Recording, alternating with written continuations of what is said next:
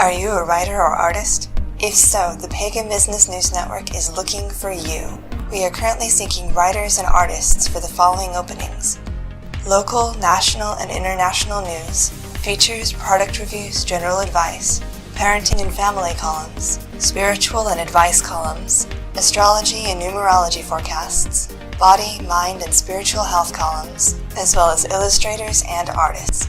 For more information, please go to pbnnewsnetwork.com/submission-guidelines. Today I'm very lucky to be interviewing Robin Herne. He is the author of A Dangerous Place. Thank you so much for agreeing to this interview. Pleasure. Can you tell us a little about, can you tell our listeners a little bit about yourself? Certainly, I live in Suffolk, which is on the east coast of Great Britain, and I run the Religious Studies and Ethics degree program at the University of Suffolk. I've written several books and contributed to chapters to other people's collections and anthologies. Yet to quite reach the standard of J.K. Rowling's in terms of my income from doing so, but there's a lot of people that are out there writing books that aren't getting that kind of income either. So how many books have you written in total? I have 3 of my own, and as I say, chapters in about 4 or 5 other people's books. Now, did you always see yourself as being a writer? It's something I've dreamed of becoming for years, but there's a huge gap between dreaming about it and actually finishing a manuscript and then sending it off. So it did take quite a few years before I got to that stage. Now, do you do this full-time or part-time? Part-time, I'm assuming. Yes. The writing is part-time. I work at a university to pay the bills. That's my full-time job. Yeah, you got to pay the bills, you know. You can't, as much as I would love to do dream jobs, I can't afford to do it either. So talking about the book, A Dangerous Place, can you give us some insight into the main character and the storyline? Certainly. It's an anthology, a collection of murder mysteries, all set in exactly the same place, but spread out over a period of a couple of thousand years. So each story leapfrogs through a couple of centuries. And picks up on the idea that the spirit of place has a distinct presence and an influence on the people who live there. So whilst some places are absolutely wonderful to live in and they have a very benevolent genius loci, others have a malevolent one. And obviously, because this is a series of murder mysteries, this place is a particularly unpleasant one to live. And so it both draws in people who are unpleasant, but also repels people who are nice, so that the only ones who stay put for any length of time are people who are just as vile-tempered and malicious as the spirit that dwells there. And it sort of charts their crimes and their misdemeanors and how people strive to set right what they're doing wrong. And each story has a sort of a religious theme to it, centering around pagan beliefs, Christian beliefs, Jewish beliefs. So That is awesome. I have to read this book. This is on my list of books to read too. So now this may sound like a funny question, but why do you write? Because I love storytelling. It's something I do as an oral tradition as well as writing. I'm a member of a storytelling circle and often go and tell stories at various fairs and fetes and conventions and what have you. It's just the love of regaling tales to an audience and engaging the audience in stories, which when you're oral storytelling, it's quite different from typing up a story, because obviously you've got the audience there, you can see them, you can gauge their reactions, and you can adapt the story to their, what makes them laugh, what makes them shiver, what makes them react, where obviously in a written format you don't get that level of interaction. That is true. So you don't know until you start hearing reviews on whether or not anybody liked your book. Now, do you get writer's block? So far, touch wood, I never have had writer's block. So I'm not going to tempt fate and say never ever, but so far I've been lucky. Now, do you set a special time or a place to write your stories? I have tried, but my working schedule is a little bit all over the place. So finding a day that I can regularly sit down every single week to write in, or a period of time during the day, is nigh on impossible. So it tends to be as and when I've got a spare moment that I can sit and hit the typewriter, well, the laptop rather these days. Yes, and I was going to ask you that. Do you write longhand, typewriter, or computer? For me, it's laptop. I honestly don't understand how people must have coped back in the days of Agatha Christie when everything was typewritten, because editing a manuscript on a laptop is a matter of seconds. Yeah. Whereas when they were typewriting, if they suddenly remembered, oh, I forgot to say such and such in chapter 5, then they would have to retype the whole thing, which must have been unbelievably infuriating. Right. And longhand too. Got to Oh, figure when yes. they were doing it, by longhand, holy crap. It's like, oh man, I missed a whole chapter. Shoot. Yeah. So when you do your research and stuff, how much do you do for writing a story? For me, quite a bit, because the works of fiction I've produced so far have been very historical. Hmm. So there is that drive to get the historical detail right. So it's making sure, if you're going to mention whoever the king or queen of the time is, that it's the correct one. That if you're introducing inventions into a story, that they did actually exist at the point in time the story is being written, all of that sort of thing. And I try to reflect the attitudes of the day.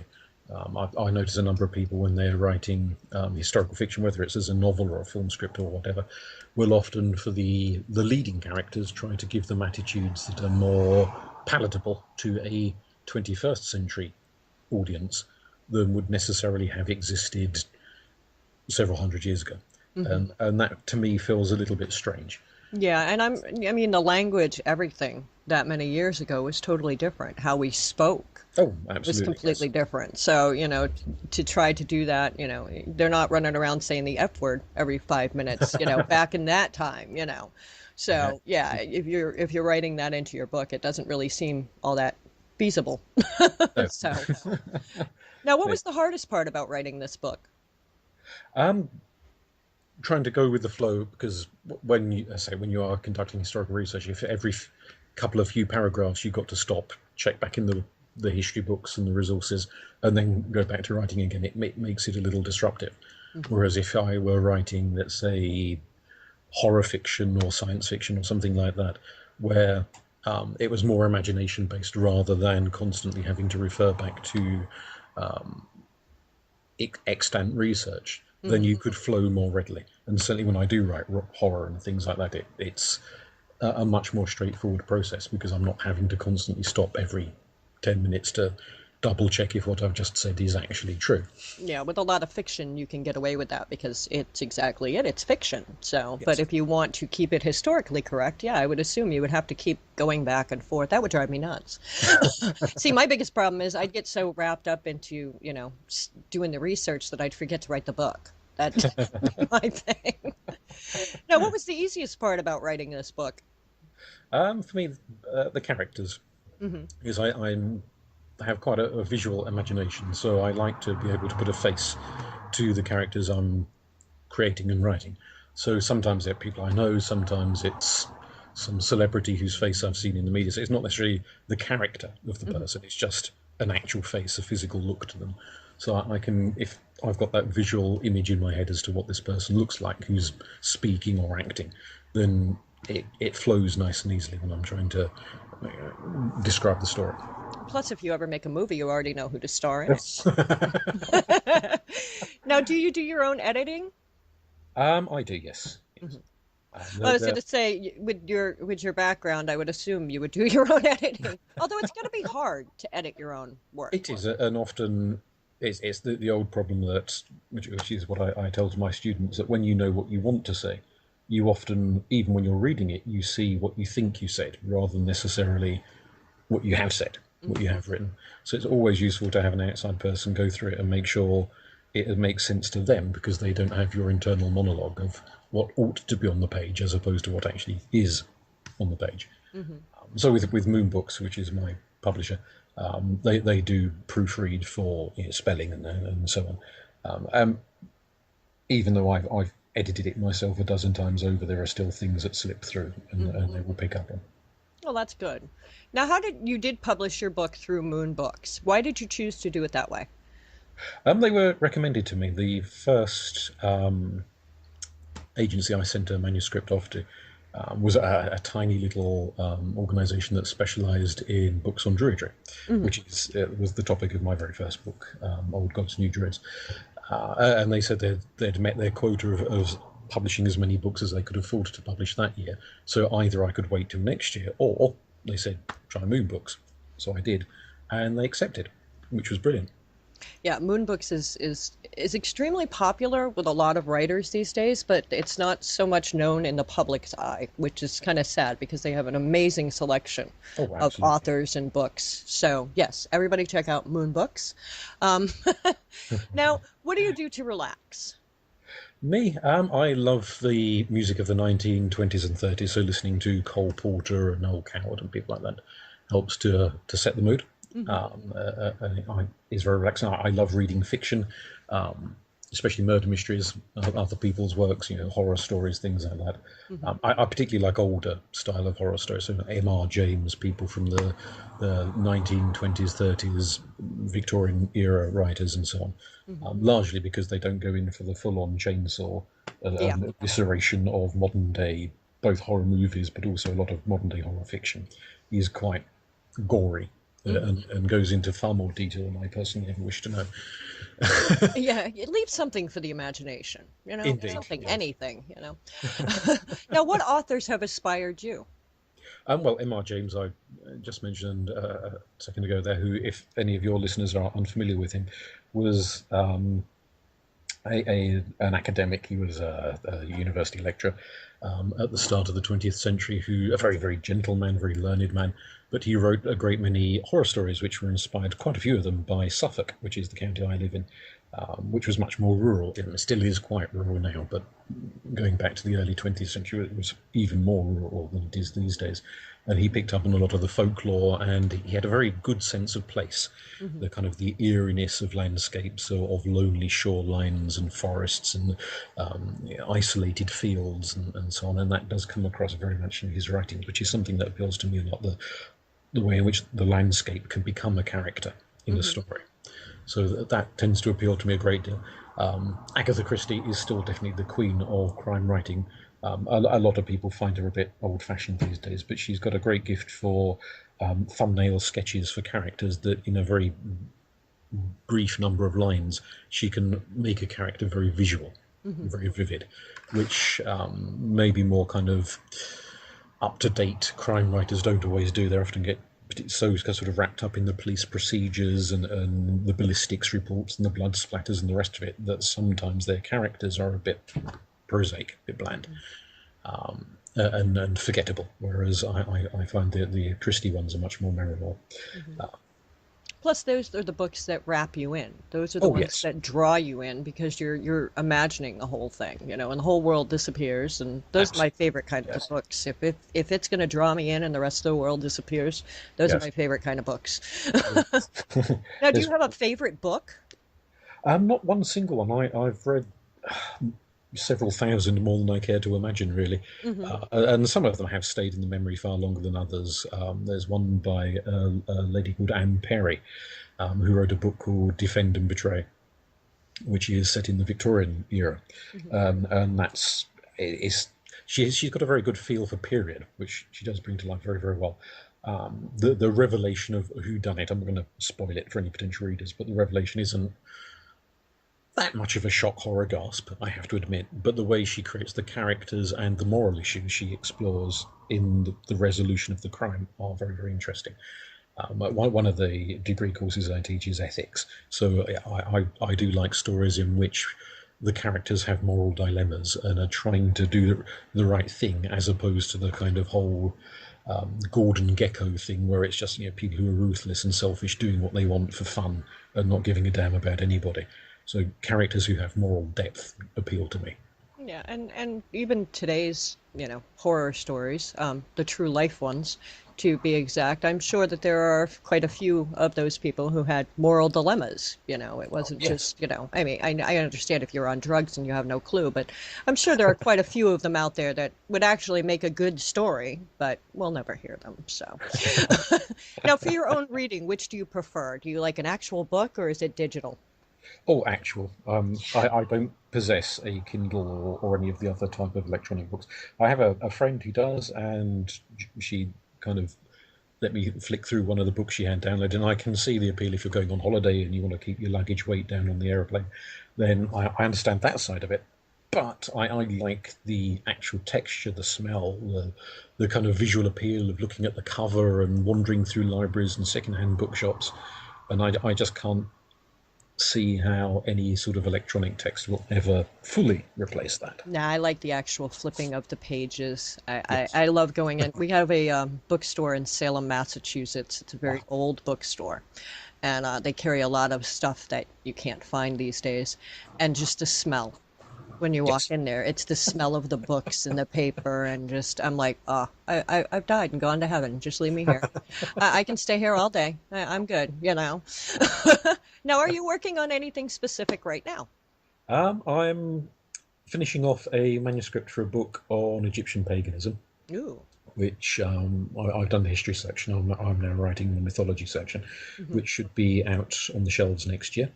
I'm also working on a full-length murder mystery novel, which is set in my hometown, Ipswich, but back in the 18th century, and it's looking at some of the folklore, the magical beliefs, the sort of ideas are around esotericism and the occult back at that period of time.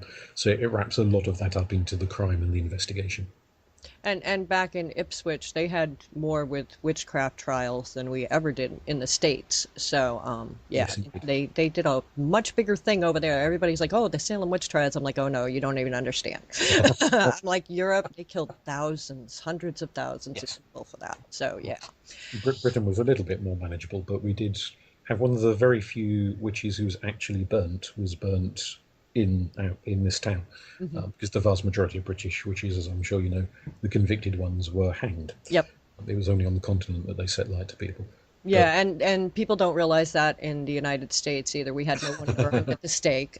They were mostly hung, and we had one that was crushed to death with oh stone. yes, yes, So, you know, other than that, yeah, they were mostly hung, and we didn't really have as many.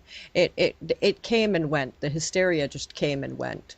So, and over here it was mostly, oh, I like that person's, you know, farm or their piece of land. I'm going absolutely, to accuse them of being a witch so I can have their land. And that's yes, basically how it all ended up over here. So, yeah, it wasn't even so much that they were practicing witchcraft. Most of them weren't. They absolutely. just wanted to, you know, take over their land and stuff. So, but But luckily it didn't last as long as it did over in England and stuff because that lasted a long time. it did, and we had similar motivations here. Although frequently it wasn't so much land grabbing as getting rid of the poor of the parish. Hmm. So it's the ones who were dependent on parish charity frequently were accused.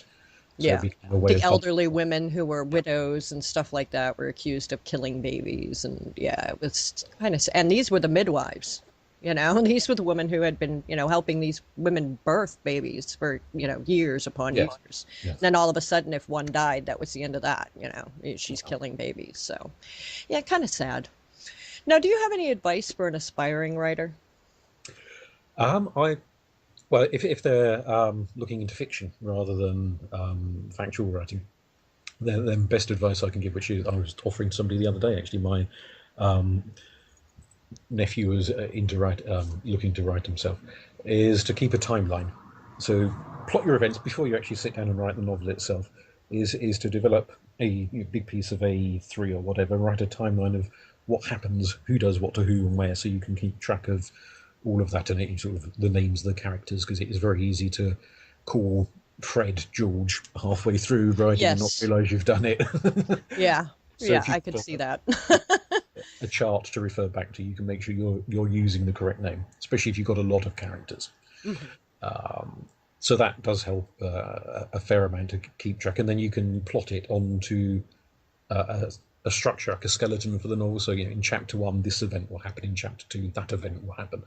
Then you can just sit down and not write it, but because often when you are writing a chapter, you might think it's going to be mainly about this, but you end up adding 3 dozen other things into it as you go because you just get into the flow of writing it. Hmm. But at least if you've got that sense, as long as X happens in this chapter, that's the main thing, and anything else is sort of cherry on the cake. Hmm. Now, where can our listeners find your books to check them out and purchase them?